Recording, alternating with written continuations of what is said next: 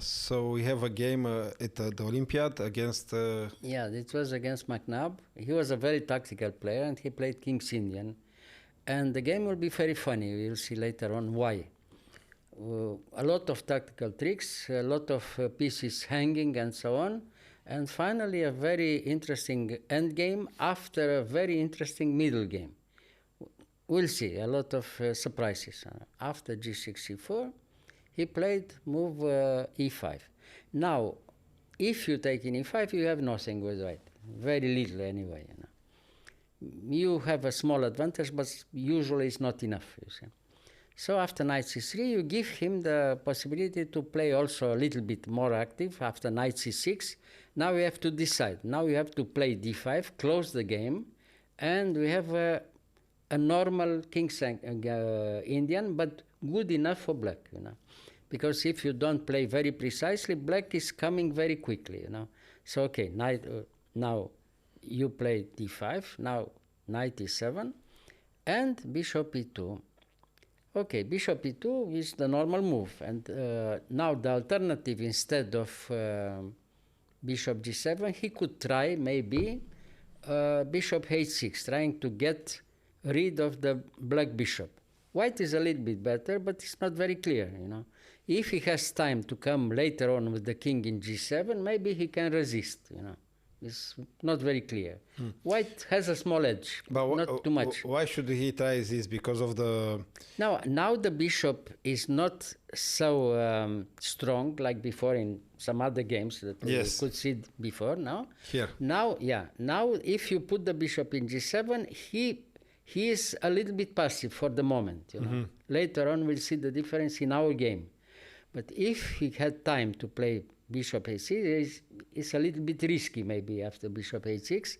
White is clearly better, but it's not very clear. And now probably the best after bishop h6 is to takes, and h4, with the idea to play immediately after king f8, queen d2, king g7, h5. Not clear at all. White is better. So here h4? Yeah, now h4. Now the best move is probably king f8, queen d2, bishop king g7, and h5. Okay, white can hope to have some kind of better position later on, with castling on the queen side, Yeah. And some attacking chances somehow. But complicated, very complicated position anyway. So, okay, he played bishop g7, and for starting from here, the game will be very strategic. g4 is very unusual for this kind of opening, but white tries to control all the squares on the king side. If, in such a position, you play a move like g4, you agree that later on you don't castle with white. If you play g4, you don't castle the king side. It's not possible anymore. But you control the squares, and for the moment you have a better game. You have some advantage here already with white, immediately after the opening. But not clear, of course. h6, h4. Now for the moment, the bishop from g7 is a little bit passive, of course, now. So now we play bishop e3, c5. He closes on the other side. Now if you want to open the game by playing him d takes c6, it's not enough. He takes with the pawn, and it's not enough to win with white, Because finally, this move, g4, could be a little bit too weak later on, if you take in c6. Now, the position has to be closed for the moment, But now, if you play f3, which is very good, the position on the queen side is very difficult to break later on, And if it stays closed, it's very difficult to try to win, you see. You have to find a plan. But we have patience again, F3. So the plan is, for now, the king side, right? It's very unclear where, you see. We can play on the king side, we can play on the central squares, we can play on the queen side. You have to be prepared for any possibility later on, you see. You'll see, therefore the game will be very interesting. So f3, he tries to provoke some weakness by playing himself h5. Okay, g5 now, knight h7, and now knight h3. The idea is very well known. You put the knight in h3 and you prepare in some kind of positions, maybe f4 immediately. If not, you put the knight in f2 and then in d3, you controlling the central squares. Later on, you play f4, but it's not so quick as usual, So knight h3, he castle, of course. So knight f2, a6, a3. If we played automatically the move a4, which gives a small edge, it's very difficult to have later on the possibility to play yourself b4. b4 is the good chance to try to open the game, But if you play a4, it's more difficult to open the game, So a3 is important. So he played bishop d7, and now b4. Well, small edge for white again. So you decided here to keep the king in the middle? Or? Yeah. So yes. Therefore, the game is interesting, very instructive. So b6, of course, the best. No? Rook b1. He waits for the moment. Rook b8, of course. Knight d3. Okay, white is a little bit better in any position, but it's not decisive for the moment. Knight d3. Okay. So king h8, waiting again. Queen d2. So queen c8, and now you have to find the good move. King d1 is very good. Now you have the two possibilities. First of all, if it seems that he has a possibility to attack immediately the pawn from c4. Okay, he can take now in b4, you take with the pawn, and if he takes immediately in c4, he's immediately lost. After knight c5, he can resign.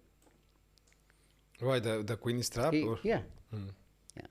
So, of course, it's a big mistake. He doesn't have time to play like this. And now you can put your king in c2. The same threat. He doesn't have time to take now.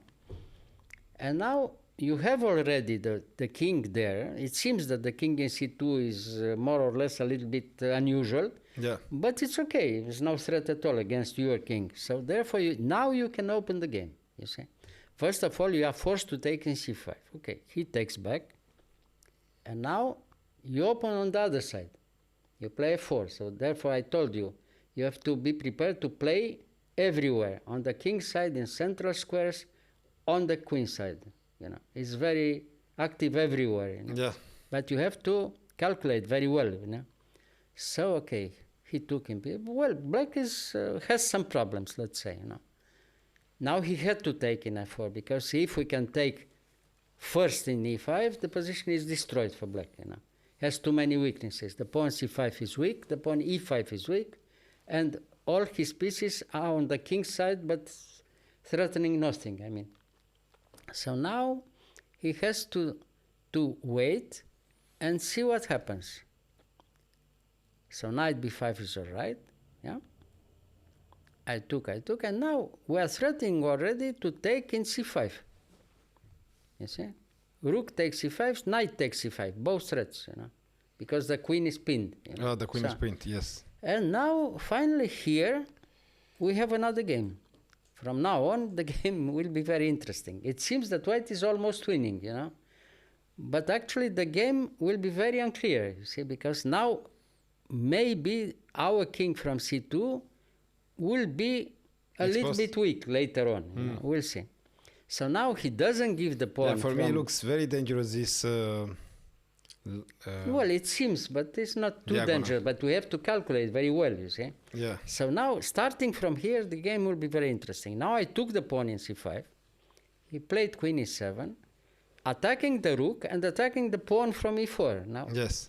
Well, now the game will be really very interesting, you see. So now he took back the pawn. Now we play queen e3. The queen h1 will be very active and very unpleasant in time trouble. We are both a little bit in time trouble here in this position. The game is decisive for both teams, for our team and for his team. So we see who was calculating better. Of course, if he takes in e3, he's probably lost in any end game. Because we have this free pawn d which wins, and two bishops. If he takes where? In e3. If he trade queens, it's better, of course. No, queen h1 is okay. So now bishop f3, and now bishop queen a1. Yes. Well, It looks a what to little... do now? It seems dangerous, Yeah. because he's threatening in a3. He has the diagonal, and Yes. he's threatening also queen a2 check. So starting from here, the game is most interesting, you'll see. I played c5. We give, every possibility for All the black. options, yes. Yeah? But we open completely the game.